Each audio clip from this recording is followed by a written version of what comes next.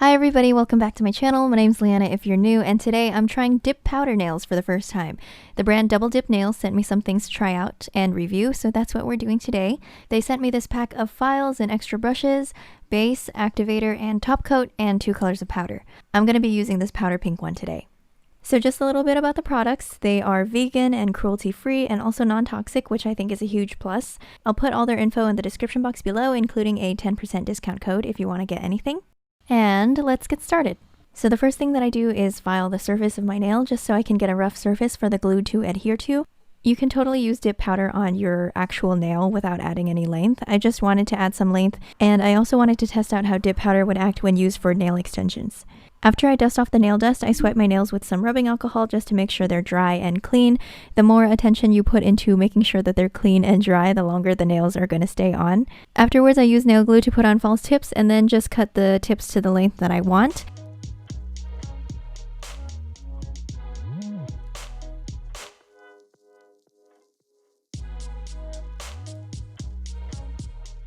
And then I wanted to try an almond shape, so I just cut off the sides of the nail and hurt myself. So be careful not to snap your own skin with the scissors like I did.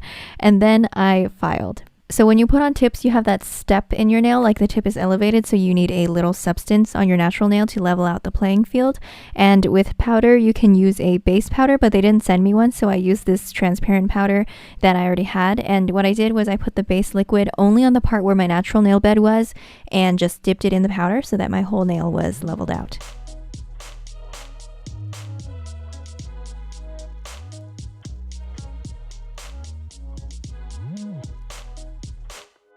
Then I added another layer of base and dipped it into the pink powder, and I was honestly astonished at how fast it solidified. It was pretty much instant. It's kind of like acrylic, just without the hassle of shaping.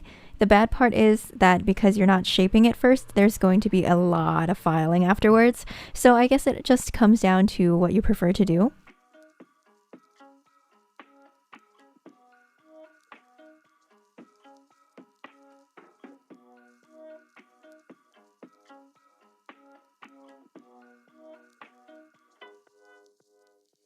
At this point, I really wanted to file it, so I applied the activator so that it would harden.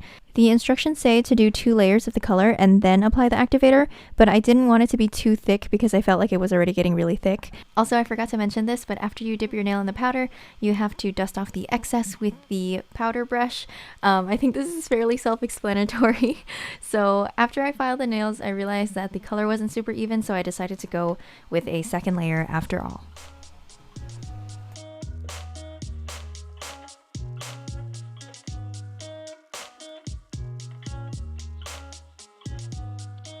Then I filed, and filing took a really long time and my fingers got really tired. Building the nails was very easy, it's just that filing takes forever. I busted out the e-file after a while, but I still feel like I didn't do that great of a job. There was quite a bit of powder that I had gotten on the cuticle, and I didn't want to get too close so that I hurt myself, so there were a lot of parts that I really couldn't reach with the e-file. After filing for a while, I decided it was time for top coat.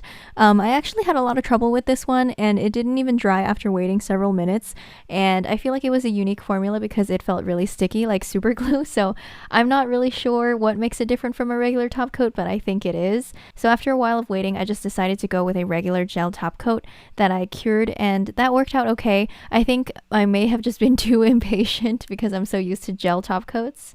So this is what the nails looked like after. This is not the final product. Because of my terrible filing job, these nails turned out so wide and thick. This is because when I put the base all over, it kind of just builds the entire nail surface, as opposed to when you're using polygel, you can rely on the dual form to keep most of the stuff at the apex where it's supposed to be, but this is just thick like all over. I was really tired from filing it so much and breathing nail dust, so I decided to just go with it and fix it up another day, and that's what I did.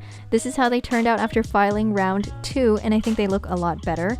Definitely not perfect, but pretty decent for a first try, I would say. So overall, the pros of dip powder are that you build your nails super fast.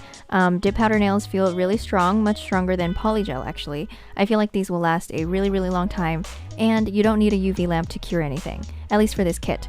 So if you don't want to buy a lamp and you want a DIY salon manicure, this is a really good option. Cons are that there is a lot of filing involved, so nail dust will get everywhere.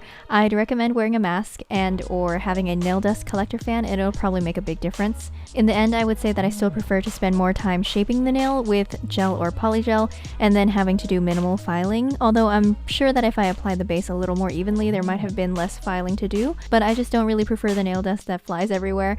But I do see myself using this dip powder when I want a manicure to be a little stronger. And that is pretty much it for this video. Thank you so much for watching, and I hope you enjoyed it. I'll see you in the next one. Bye!